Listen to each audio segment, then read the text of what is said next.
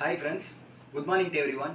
இன்றைக்கி நான் உங்கள்கிட்ட எதை பற்றி ஷேர் பண்ண போகிறேன் அப்படின்னு கேட்டிங்கன்னா, கோவம் எதனால வருது, அதை எப்படி கட்டுப்படுத்தணும்னு உங்கள்கிட்ட நான் ஷேர் பண்ண போகிறேன். நிறைய விஷயம் நீங்களே சம்டைம் நீங்கள் இந்த மாதிரி உங்களை அறியாமலே நீங்கள் கோவப்பட்டிருப்பீங்க. ஆஹா, கோவப்பட்டு பாவம் நம்ம ஏன் அவங்களை அப்படி பேசிட்டோம் அப்படின்னு நீங்களே சம்டைம் யோசிச்சிருப்பீங்க. ஒரு குட்டி கதை சொல்கிறேன். ஒரு ஊரில் ஒரு சீடன் இருந்தான். அந்த சீடனுக்கு தன்னறியாமலே கோவம் பயங்கரமாக வரும். யாராவது அவங்கள பேசிட்டாங்க அப்படின்னா, நம்ம பேசிட்டான் அப்படின்னு சொல்லிட்டு அவன் அறியாமலே உள்ள இருந்து கோபம் பயங்கரமா வரும். திட்டிடுவான். திட்டிட்டு அப்புறம் யோசிப்பான், ஆஹா நம்ம ஏன் அப்படி பண்ணோம், ஏன் அப்படி அவனை திட்டணும்னு சொல்லி அதை பற்றி யோசிச்சுட்டு இருப்பான். இது ஏன் அப்படின்னு சொல்லிட்டு ஒரு நாள் ஒரு ஜென் குருவை போய் அந்த பையன் பார்க்குறான். அது அவனுடைய குரு. இந்த மாதிரி குருவே, எனக்கு கோபம் ரொம்ப வருது, இதை எப்படி கட்டுப்படுத்துறது, இதுக்கான வழியை சொல்லுங்க அப்படின்னு அவங்க குரு கிட்ட போய் கேட்குறான். அப்போ அவங்க குரு சொல்றாரு, சரி உனக்கு நீ கோவம் வருதுன்னு சொல்ற, அந்த கோவத்தை என்கிட்ட காட்டு அப்படின்னு குரு சீடன்ட்ட சொல்றாரு. அதுக்கு சீடன் சொல்றான், குருவே நீங்க எனக்கு குருவா இருக்கீங்க, சரி உங்ககிட்ட போய் எப்படி அந்த கோவத்தை என்னால் காட்ட முடியும் அப்படின்னு சொல்லி அந்த சீடன் அவனுடைய ஜென் குரு கிட்ட சொல்றான். அதுக்கு குரு என்ன சொல்றாருன்னா, அப்ப இந்த கோபம் அப்படிங்கிறது உன்னுடைய சுபாவமே கிடையாது, அது தனக்குள்ள உனக்குள்ள இருந்து வருது அப்படின்னு நீ சொல்ற. அப்படி உனக்கு சொந்தமே இல்லாத ஒரு கோபத்தை தன்னால நீயா வர வச்சுக்கிற. எதுக்கு அப்படிப்பட்ட கோபத்தை வர வச்சுக்கிற? இதனால நீயும் கஷ்டப்பட்டு மற்றவங்களையும் கஷ்டப்படுத்தி ஏன் அப்படின்னு சொல்லிட்டு இந்த மாதிரி குரு சொல்றாரு. அப்பதான் அவனுக்கு புரியுது, நம்ம பேசுற ஒரு சின்ன சின்ன வார்த்தையும் எவ்வளவு பெரிய ஒரு மற்றவங்களுக்கு கஷ்டத்தை உருவாக்குது அப்படிங்கிறத அவன் புரிஞ்சுக்கிட்டான். இன்னொரு குட்டி கதை இருக்கு.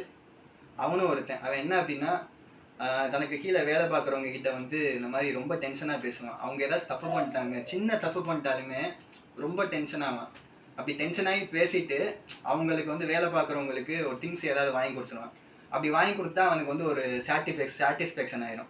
இவன் நம்ம திட்டோம், இப்போ அவனுக்கு நம்ம இந்த பொருளை வாங்கி கொடுத்துருக்கோம், ஆஹா நமக்கு மன நிம்மதியாக இருக்குது அப்படின்னு சொல்லி அப்படிப்பட்ட ஒரு ஆள் அவன். அப்புறம் அவன் என்ன பண்ணுறான்னா, அவங்களோட குரு கிட்ட போய் இந்த மாதிரி சொல்கிறான், குருவே இந்த மாதிரி எனக்குள்ளே கோபம் ரொம்ப அதிகமாக வருது, என்கிட்ட நிறைய பேர் வேலை பார்க்குறாங்க, அவங்க நான் திட்டிடுவேன், திட்டினாலுமே அவங்களுக்கு என்ன வேணுமோ அதை நான் பண்ணிடுவேன், அது எனக்கு மனசுக்கு ஒரு சந்தோஷமாக இருக்குது, ஆறுதலாக இருக்குது அப்படின்னு சொல்கிறான். குரு சொல்கிறாரு, உன்கிட்ட நான் ஒரு மரப்பலகையை தரேன், நிறைய ஆணியை தரேன், உனக்கு எப்போயெல்லாம் கோபம் வருதோ அப்போ அந்த மரப்பலகையில் ஆணியை வச்சு அடி, அது எப்போ உனக்கு நம்ம பண்ணது தப்புன்னு தெரியுதோ அப்போ அந்த ஆணியை எடுத்துரு அப்படின்னு ஜென்குரு அவன்கிட்ட சொல்கிறாரு. அவனும் அந்த மரப்பலகையும் ஆணியையும் வாங்கிட்டு போயிடுறான். வாங்கிட்டு போயிட்டு ஒரு வாரம் கழிச்சு குரு கிட்ட சொல்கிறான், குருவே எனக்கு கோவமே வரலை, நான் அந்த பலகையில் ஒரு ஆணியை கூட நான் அறையவே இல்லை பாருங்க அப்படின்ட்டு அந்த பலகையையும் ஆணியையும் எடுத்துகிட்டு போய் குரு கிட்ட கொடுக்குறான். அப்போ குரு சொல்கிறாரு, பாரு நீ அந்த மரப்பலகையை நீ ஆணியை வச்சு அறையவே இல்லை, இருந்தாலுமே அந்த பலகையில் எவ்வளோ காயங்கள் இருக்கும் அப்படின்னு சொல்லும் போது தான் அவனுக்கு புரியுது, ஆஹா நம்ம நம்மக்கிட்ட வேலை பார்த்தவங்கள நம்ம திட்டுனா வச்சோம், அவங்கள அடிக்காமல் தன்னுடைய வாயால் நம்ம என்னென்ன வார்த்தைகள்லாம் பேசி காயப்படுத்தியிருக்கோம், அப்படிப்பட்ட அந்த காயத்தை எப்படி நம்மளால திருப்பி எடுக்க முடியும். இப்போ அவசரப்பட்டு யாரை வேணால் திட்டிடலாம், திட்டிட்டு கொட்டின வார்த்தையை மறுபடியும் அள்ள முடியாது. ஒரு மணியவோ கொட்டிட்டாலோ குண்டூசியை கொட்டிட்டாலோ பறக்கிடலாம், ஆனால் தன் வாயால் சில வார்த்தைகளை கொட்டிட்டா அதை மறுபடியும் அள்ள முடியாது. அதனால் பேசும்போது யோசிச்சு பேசுங்க.